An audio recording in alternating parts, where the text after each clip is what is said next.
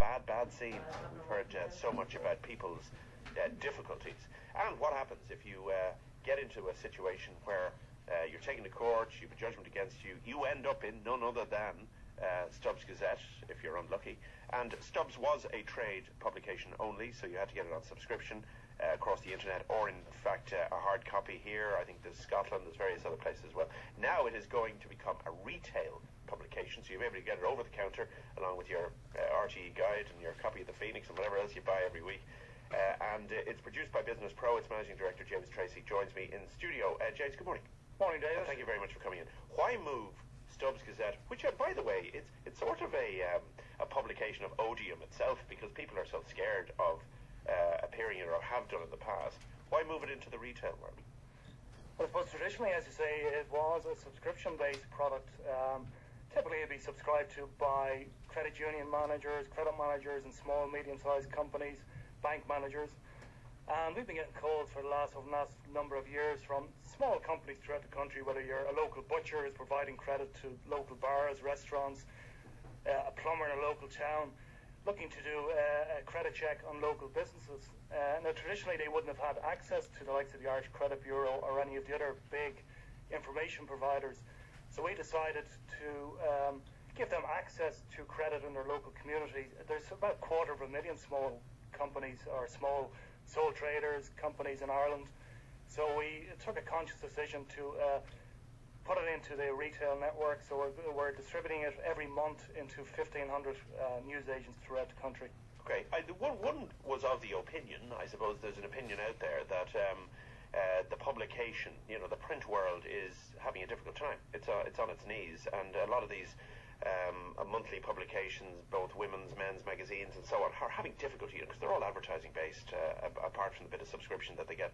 It's hardly a time to be launching a publication, is it? Well, I suppose a mainstream publication, you're absolutely right, but because the target market for us would be the 250,000 small businesses in Ireland, and traditionally in the boom times it was quite easy to get credit from banks. The cost of credit was practically free. So if a small company had to take a hit on a debt, there was no problem for them getting credit from the bank. But that's, as we all know, that's changed over the last couple of years. So small companies are relying on getting paid from their debtors. So the cost of credit has gone up significantly. But if I buy this week's or this month's StubbsGazette, I'm going to get this month's information. It may not necessarily carry the person I'm interested in it. Well, it's a monthly publication, so you can actually keep it on your desk. You can refer back to previous months to see have any of your suppliers or any of your customers appeared. And also, I would suggest that it also gives us an opportunity with the monthly publication. Like, I'm sick and tired of seeing some small companies and businesses and even some individuals being published in Stubbs every month for the last couple of years, and they still manage to get credit. I mean, if, for example, in this month's Gazette, we highlight some companies who've had at least 40 judgments going back over the last few years, and they're still getting credit. God knows why. Okay, they're getting credit from people they do business with. They're not getting credit from the banks. They're not getting credit from the banks. They're getting credit from their suppliers, and their suppliers are not necessarily aware that there's 50 unpaid debts against them. Right, okay. Let's talk about the banks, because you have there's sort of a hand-in-glove relationship there between what you do, i.e. making information about credit or lack of it, or credit worthiness or lack of it available. In terms of the banks, I mean, are they actually closed for business, or do they only want to lend money to people who don't really need it in the first place? Well, our experience is that the credit has pretty much dried up from banks. There are one or two banks. Bank of Ireland seem to be doing some business with small Irish companies. But if I could make the point, back in the banks traditionally, the mainstream banks traditionally have relied on the Irish Credit Bureau for doing their credit checking. Now, I remember even back as far as 6 months ago, I had a bank manager from one of our mainstream banks who rang me to do a credit report on a sole trader that was looking to do business with them. Now, this particular sole trader had registered on our credit bureau with 25 unpaid debts. The bank manager got back to me the following day, and he told me that he'd done a check on the Irish Credit Bureau, which, by the way, is owned by the banks, and the sole trader had come up clean. So he disregarded our credit report. Well, that obviously says a lot about their system and the fact that you're probably more in touch with what's going on. Would that be a fair comment? Well, I suppose we're getting the information from everybody, whether it's utility companies or the credit unions who've had to write off bad debt, the revenue commissioners, whereas the Irish Credit Bureau will be pretty much relying on the banks and the sharing of the information. Okay. Now, a publication like this, which effectively lists people, so-and-so, owes the revenue 70 grand. Somebody else owes the bank 50 grand, blah, blah, blah, and so on, so forth. Okay, there's loads and loads and loads of this.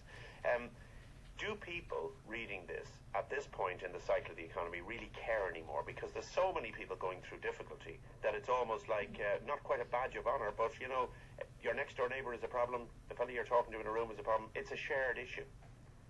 Well, I suppose that is a real danger, that there are so many judgments out there that people would kind of think now that there are so many judgments out there that it won't necessarily harm them. But you know what I mean? The banks are going to have to, and the society is going to have to take a view at some stage. Look, the amount of people who have a difficulty versus the amount of people who don't is so overwhelming that we're going to have to start again. Well, I agree with you. I mean, there's a couple of good suggestions out there by some of our top economists.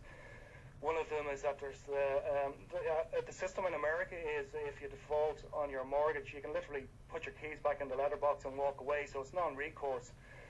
I mean, I believe there should be a similar system in Ireland.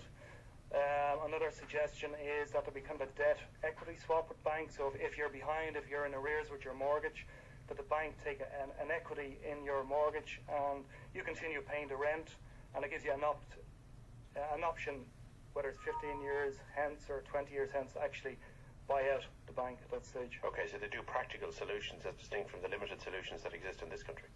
Yeah. Now, I don't think there should be any kind of major debt write-offs for everybody, because, to be honest with you, there are people who can't pay, and then there are another group of people who won't pay, and we come across the won't pays time and time again.